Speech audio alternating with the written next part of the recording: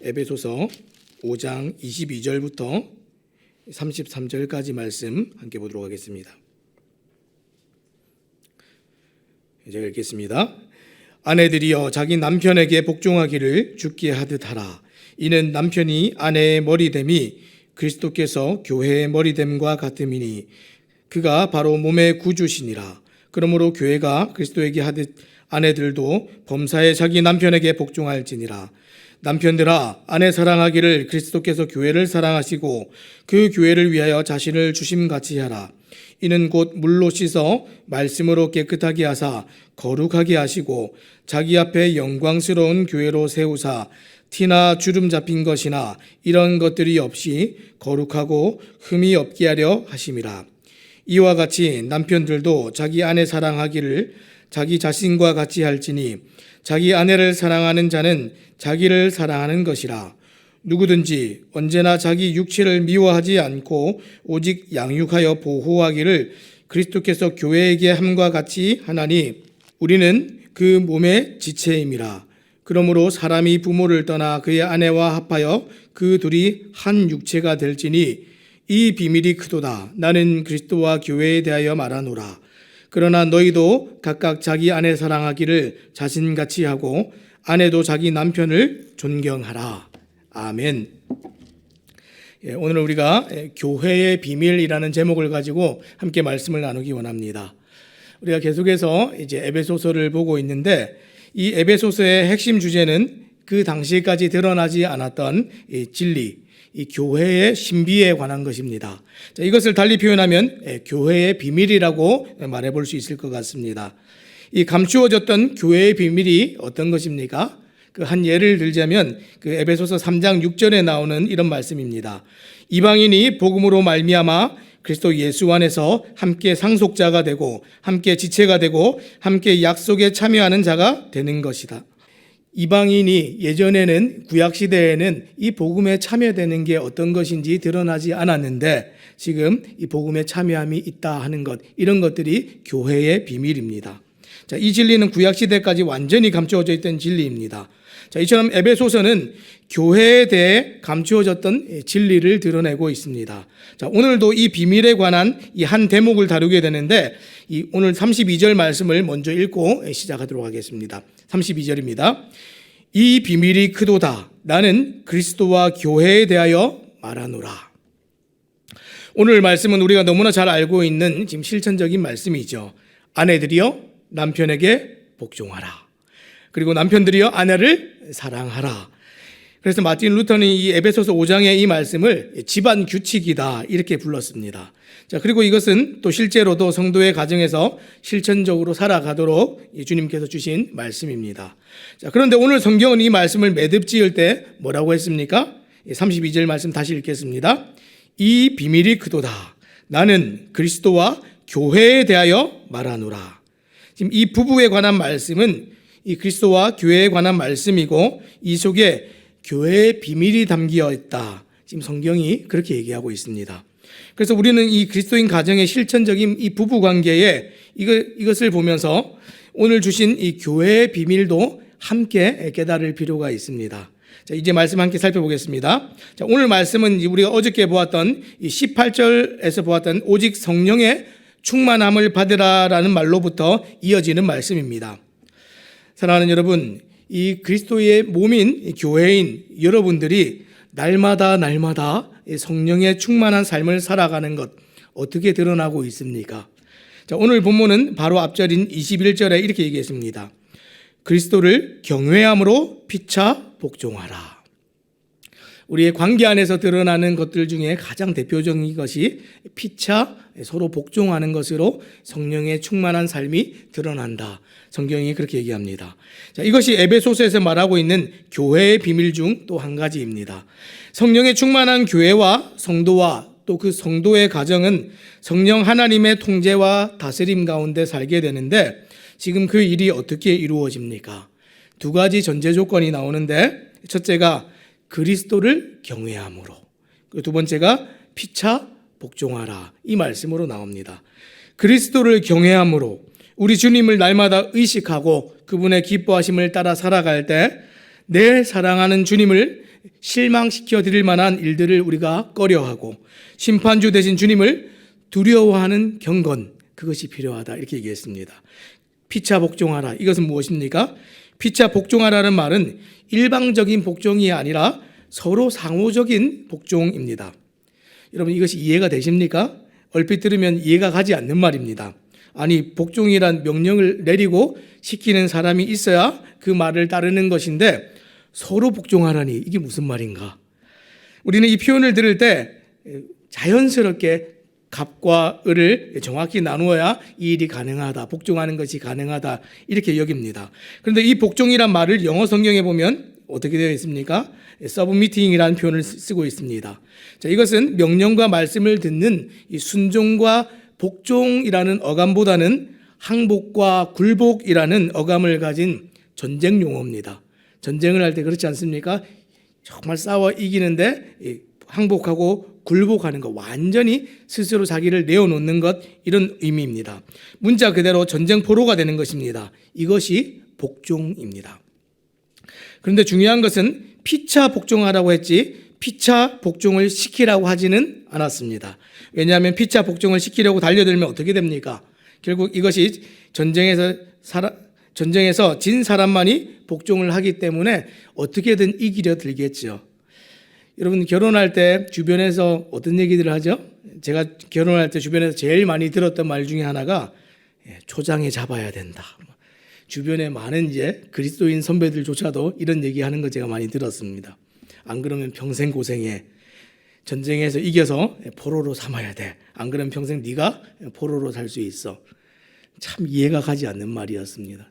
사실 세상에서 하는 말들이죠. 사랑을 해서 이 아내와 결혼하고 남편과 결혼하는데 내 사랑하는 이 아내와 전쟁을 해서 이겨서 포로로 삼아서 평생 끌고 다녀야 된다. 이 말은 정말 저에게 이제 이해가 되지 않는 그런 말이었습니다. 자, 그러면 전쟁을 하지 않고 서로 복종하는 일이 어떻게 가능합니까? 스스로 항복하고 굴복하는 그것으로 가능하시죠. 근데 오늘날 이렇게 자기가 높아지고 자아가 충만한 사람들이 또 이렇게 갓 결혼한 젊은 세대들이 어떻게 스스로 항복하고 굴복하겠습니까? 억울해서라도 한번 투쟁하고 싸워봐야지 이러지 않겠습니까? 내가 생각 없는 사람이 아니고 바보가 아니라는 것을 보여줘야지 이런 생각으로 한번 싸워보지 않겠습니까? 우리의 본성이 이렇게 자기중심적이고 악한 사람들인데 어떻게 먼저 항복하고 굴복하기를 선택할 수가 있습니까? 성경이 얘기합니다. 그리스도로 말미암아 그렇게 할 수 있다. 그리스도로 말미암아. 에베소서에서 계속 얘기합니다. 그리스도를 경외하고 예수 그리스도의 주되심을 인정하며 살아갈 때 이런 일들이 일어난다. 그리스도로 말미암아라는 이 표현이 이 에베소서를 관통하는 이 교회의 비밀의 핵심입니다. 자, 이제 그러면 가장 작은 단위로서의 교회인 성도의 가정들을 한번 생각해 보기 원합니다. 자, 오늘 말씀해 보니까 첫 번째 뭐라고 얘기합니까? 남편을 향한 아내의 복종, 이것을 제일 먼저 얘기하고 있습니다. 22절부터 24절까지 말씀 제가 읽겠습니다. 아내들이여 자기 남편에게 복종하기를 주께 하듯 하라. 이는 남편이 아내의 머리됨이 그리스도께서 교회의 머리됨과 같음이니 그가 바로 몸의 구주시니라. 그러므로 교회가 그리스도에게 하듯 아내들도 범사에 자기 남편에게 복종할지니라. 지금 아내들에게 먼저 얘기하고 있습니다. 자기 남편에게 복종하라. 여기서도 이 복종은 서브미트로 항복과 굴복입니다. 원래 고대 전쟁에서 이 항복과 굴복은 화친을 의미하기도 합니다. 이게 왜 화친이 됩니까? 굉장히 힘이 센 어떤 나라 앞에서 전쟁을 해봤자 어차피 질 것 뻔하기 때문에 저 나라에 귀속되어져서 우리가 목숨을 부지하고 그 나라가 우리를 지키고 보호하는 것 가운데 함께 귀속되어서 살아가기 때문에 그것이 화친이 됩니다. 옛날 이 10개라는 영화 보신 적 있으십니까? 지금 현대에 나오는 거 말고 옛날에 나왔던 그 10개라는 영화를 보면 영화의 첫 장면이 그 에티오피아 이 원정 그 사령관으로 갔다가 돌아오는 그 모세의 모습을 보여주면서 시작합니다. 네, 이것은 실제 역사 기록 가운데 그것을 근거해서 감독이 그 장면을 이제 삽입을 했는데 이 장면에 보면 이 에티오피아의 흑인들이 포로로 오면서 춤을 추고 노래를 부르면서 정말 이렇게 기쁘게 오는 장면들이 있습니다. 아무도 피 흘리지 않고 이 전쟁이 없이 스스로 항복을 선언하고 종이 되기로 하고 이 애굽에 귀속되는 장면입니다. 이것이 지금 이제 화친이 되는 것이죠. 그 나라에 귀속되어서 일부분이 되는 겁니다. 자, 그런데 지금 본문은 남편에게 복종하기를, 귀속되기를 누구에게 하듯 하다 이렇게 얘기했습니까? 죽게 하듯 하라 이렇게 얘기했습니다. 왜냐하면 가정에서 남편에게 권위를 위임하신 분이 우리 주님이시기 때문에 그렇습니다. 이 권위를 세우고 섬기는 일은 가정이라는 이 작은 교회의 주인이 예수 그리스도 되심을 인정하는 일입니다. 이 명령에는 아무런 조건이 없습니다. 아내의 능력이나 교육의 정도나 성경을 얼마나 알고 배웠는지 성경의 지식이나 영적인 성숙도와 관계없이 주신 명령입니다. 남편에게 복종하라, 순종하라. 또 우리 어떤 자매님들은 꼭 그런 얘기를 하시는 분들이 계시죠. 남편이 존경받을 만 해야 존경하지요. 많이들 그러지 않습니까? 그런데 오늘 성경을 한번 잘 보시기 바랍니다. 남편이 존중받아야 하는 어떤 자격 조건을 말하지 않았습니다. 이 순종은 남편이 아내에게 명령해서가 아니라 기꺼이 사랑을 가지고 하는 순종입니다. 자, 이것을 잘 살펴볼 수 있는 표현이 22절에 자기 남편이라는 표현입니다. 자기 남편. 남편이 아니라 누구 남편입니까? 남의 남편이 아니라 자기 남편입니다. 이 자기 남편은 아내의 순종이 하나님이 아내 위에 세우신 한 남자에게만 제한되리라는 것을 뜻하고, 동시에 남편은 아내의 친밀한 소유라는 것을 잘 보여주는 이 균형을 맞추는 말씀이 자기 남편입니다. 다른 사람에게 더 잘하고 다른 남편에게 더 잘하는 것이 아니라 자기 남편에게 하는데, 자기라는 표현이 우리가 잘 알고 있듯이 소유를 나타내는 표현입니다. 여러분, 내가 소유하면 곧 뭐가 되는 것이죠? 주인이 되는 겁니다. 지금 내가 주인이 되는 표현이 담겨 있으면서 주인이 되고 주장할 수 있음에도 불구하고 사랑하라, 복종하라, 이 말을 함께 내포하고 있는 것이 자기 남편입니다. 얼마나 균형 잡힌 표현입니까? 아내는 자신의 소유가 된 남편에게 복종하는 겁니다. 반대로 말하면 주관할 수 있고 이기려 들 수 있지만 사랑하기 때문에 선택해서 복종하는 것, 이것이 주님께서 아내들에게 말씀하시는 이 순종입니다. 자, 여기서 순종하는 아내의 최상의 순종은 주님을 향한 순종인데, 그렇기 때문에 남편의 개인적인 가치나 남편의 어떤 영적인 상태나 이런 것과 관계없이 이 명령이 주님의 뜻이고 주님의 명령이기 때문에 순종한다 하는 의미에서 남편에게 사랑으로 복종하는 것입니다. 자, 이것에 근거해서 23절은 이 성령 충만한 아내는 자신을 인도하는 남편의 역할이 하나님이 정하신 것일 뿐 아니라 그리스도가 머리 되어서 교회를 사랑하고 권위를 가지신다는 사실을 반영한다, 이렇게 얘기합니다. 지금 예수님께서 머리 되심을 우리 가정에 반영해서 보여주는 것이 남편이기 때문에, 그렇기 때문에 우리가 이 남편을 잘 섬기고 복종하고 순종해야 된다, 이렇게 얘기했습니다. 따라서 이 명령은, 이 말씀은 하나님께서 주셨기 때문에 남편이 화답하지 않을지라도 어떻게 합니까? 우리 아내분들, 아내의 이 복종에 주님께서 화답하실 것을 우리가 기억하고 믿고 그렇게 순종하는 것입니다. 내가 이렇게 평생 백날 해봤자 우리 남편은 아무런 반응도 안 해요.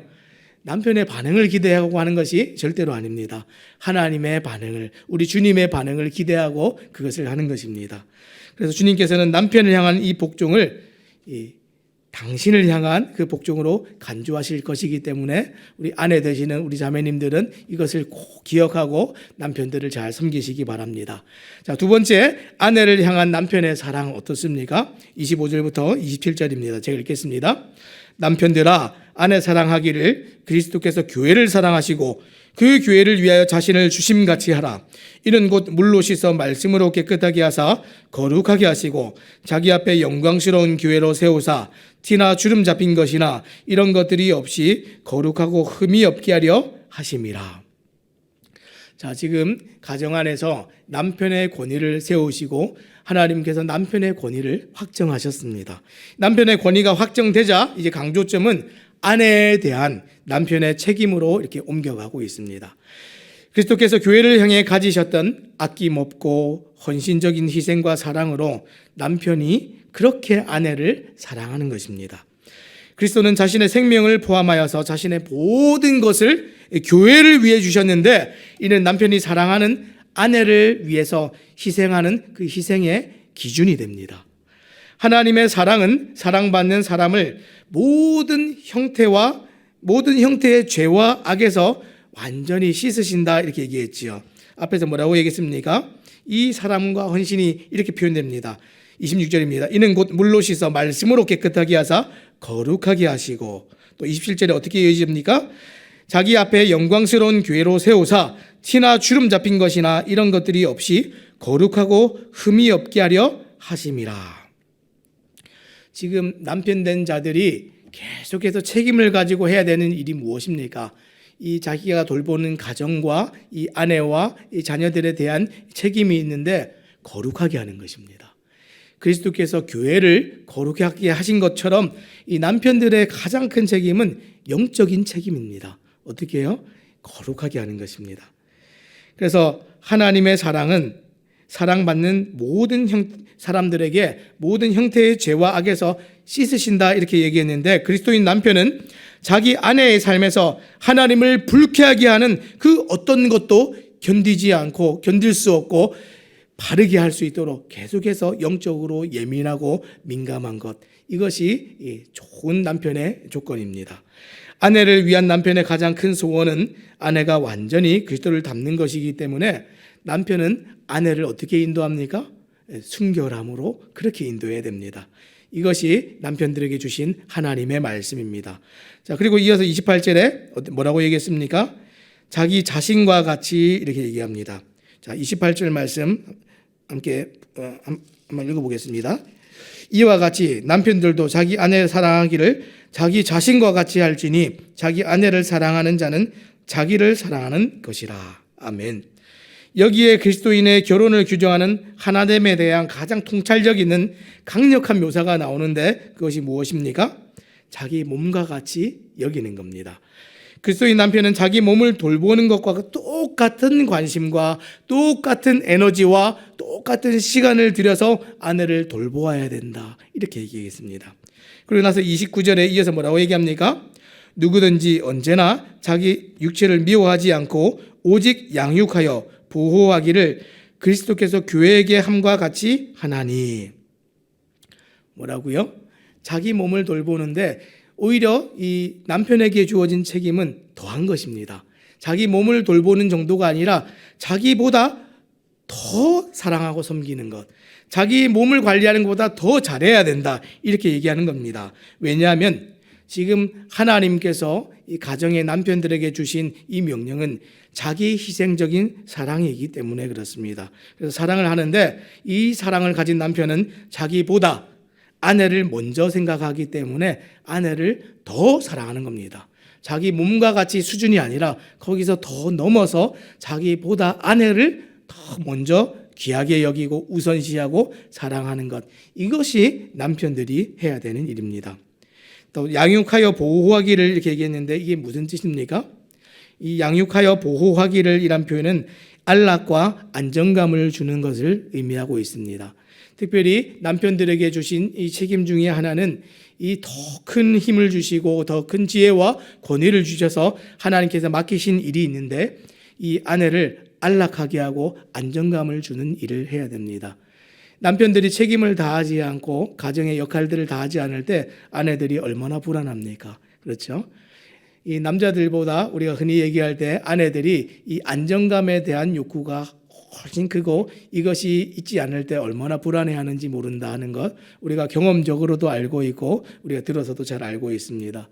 그래서 남편들은 이 아내들이 이 정신적으로나 육체적으로나 경제적으로나 삶의 모든 환경적으로나 모든 면에서 안락하고 안정감이 가질 수 있도록 그것을 위해서 노력해야 됩니다. 이것이 하나님의 말씀입니다. 또 뭐라고 얘기했습니까?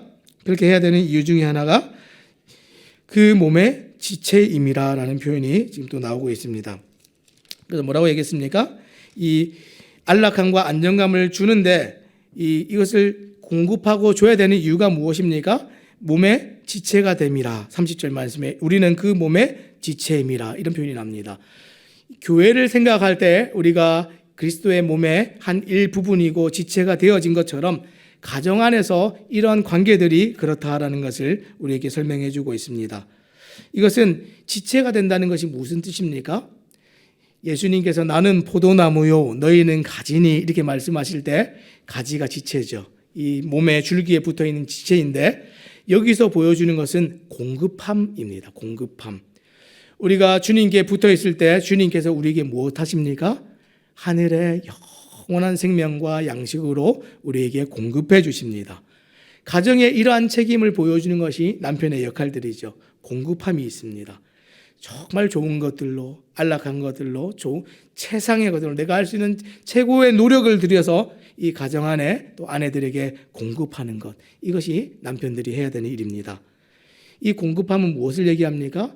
아내가 공급을 받지 못하면 결국은 누가 상하고 누가 죽게 됩니까? 아내가 상하고 아내가 병들면 남편이 함께 병들게 되는 것이죠. 아내가 병들었다고 나는 괜찮아 이런 가정이 있습니까? 없지요. 이것은 긴밀한 관계를 얘기해 주고 있습니다. 공급이 이루어진다는 것은 가지로부터, 줄기로부터 뿌리로부터 가지로 계속해서 공급이 일어난다는 얘기는 이 서로가 둘이 따로 있는 것이 아니라 하나로 이어져서 긴밀한 관계 안에 있다는 것을 이 가정이라는 것을 통해서 교회가 뭔지를 지금 오늘 성경이 그렇게 보여주고 있습니다. 둘이 아니라 하나라는 것입니다. 여러분, 이 가정 안에서 부부가 보여주는 성경의 가장 가치로운 것들과 가장 큰 비밀은 연합이죠. 마찬가지로 오늘 이 교회에 관한 비밀 중에 하나가 이 연합이고 하나됨입니다. 이것이 어떻게 이루어진다고 얘기했습니까? 성령의 충만함을 받은 사람들이 그리스도로 말미암아서 그 주님을 경외함으로 말미암아서 자신의 역할들을 감당하는 겁니다. 아내는 남편에게 순종하고 복종하고, 남편들은 그리스도께서 하신 것처럼 이 아내들을, 교회를 돌보셨던 것처럼 아내를 그렇게 공급하고 사랑하고 책임지는 일들을 감당하는 겁니다. 이 속에 교회의 비밀들이 담겨 있습니다. 사랑하는 여러분, 오늘 말씀을 맺겠습니다. 우리가 성도로서, 그리스도인 부부들로서, 가정으로서 오늘 주신 이 말씀들을 마땅히 행해야 되지만 행함에 앞서서 늘 우리가 기억하고 생각해야 되는 것은 무엇입니까? 우리에게 주신 이 가정도 역시 작은 하나의 교회라는 것을 잊지 않고 이 교회 속에 담겨 있는 그리스도로 말미암아서 가능한 이러한 서로 간의 피차 간에 순종하고 복종하는 이런 사랑이 교회를 정말 더 든든하게 하고 건강하게 만들어 간다는 사실을 꼭 기억하시기를 우리 주님의 이름으로 부탁드립니다. 기도하겠습니다.